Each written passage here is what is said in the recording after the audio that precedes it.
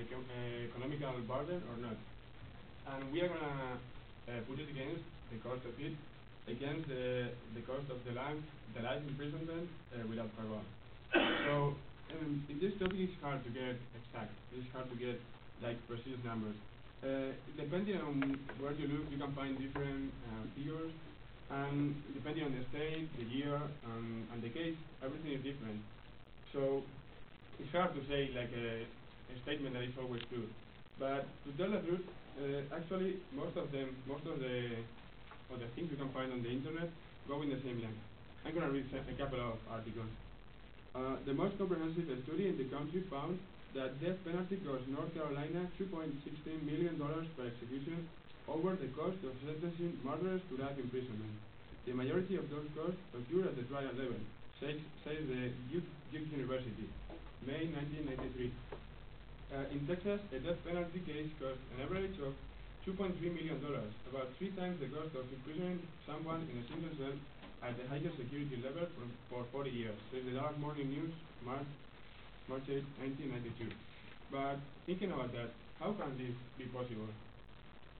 Well, we can see that when executing an inmate, in spite of the cost of the execution, but indeed, could be not, it won't be a great amount of money.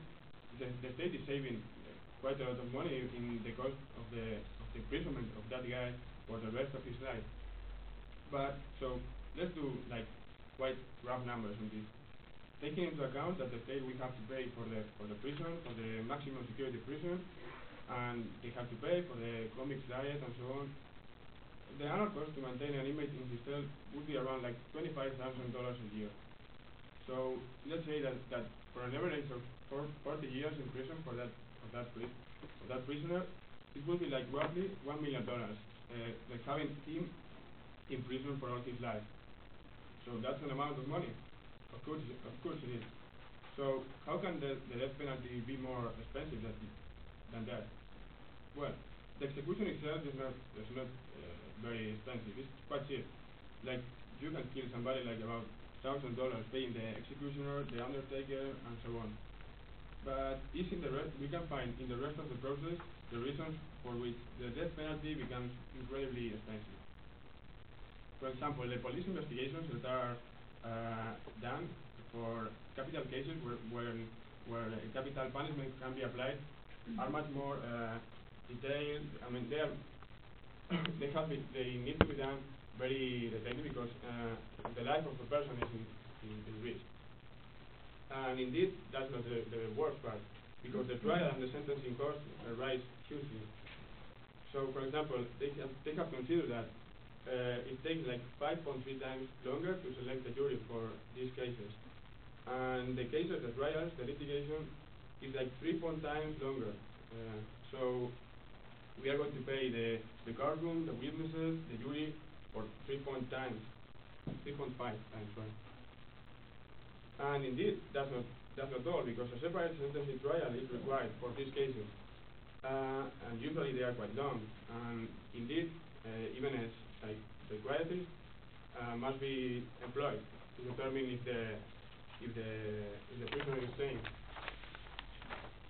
And that's not all yet, because apart from that, there is a complex system of appeals that must be done. The state will pay for the defendant and the prosecutor side, and there are many levels of appeals that can be done. For example, going to the state Supreme Court is mandatory in these cases, and there are even higher level courts that are much more expensive. So, what does this mean? That depending on the state, averages of $2, $3, or $5 million can be found per inmate. So that means that several millions are spent in every case. Sorry. So, leaving the numbers, I mean, we have to be right in this thing, because indeed some states have started to cut costs, like trying to abolish the death penalty, such as New Mexico has done it quite recently, and other states, as Colorado, are trying to repeal it too, and they are trying to spend that money that they are saving in other useful things, like, for example, investigating unsolved murder cases. So the point here is, most of the evidences say that maintaining the death penalty is a great burden for the state's economy. You spend more money and you spend it in a shorter span of time. So you better consider that death penalty is doing a great favor to the society. And indeed, we have put that on doubt by now. You better think that it has a great value, speaking on utility, because on the other hand, it is doing a great harm to the whole society and its economy.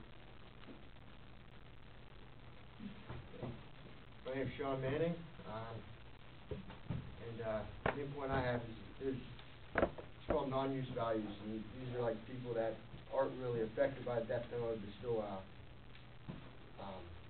they're for the death penalty, and they donate money for the death penalty so that it's still being used.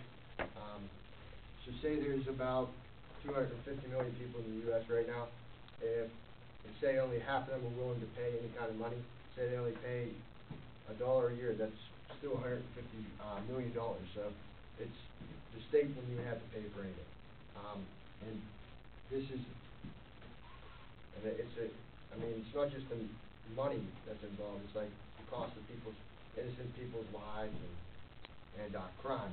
Crime's a big thing, and by just like deterrence, by using capital punishment and these criminals analyzing like the cost analysis of it and seeing that punishment is a lot more than what the act is. Like it might stop them doing it, might save innocent lives, and those innocent lives may be able to help society in the future. And also there's a big deal with reducing crowding. Like by reducing crowding, by eliminating these people that do the death penalty, it also opens up space for other criminals instead of allowing them to, instead of putting them back out on the street because we have no more room for less. So that's just causing more crime. That's just another cost of society.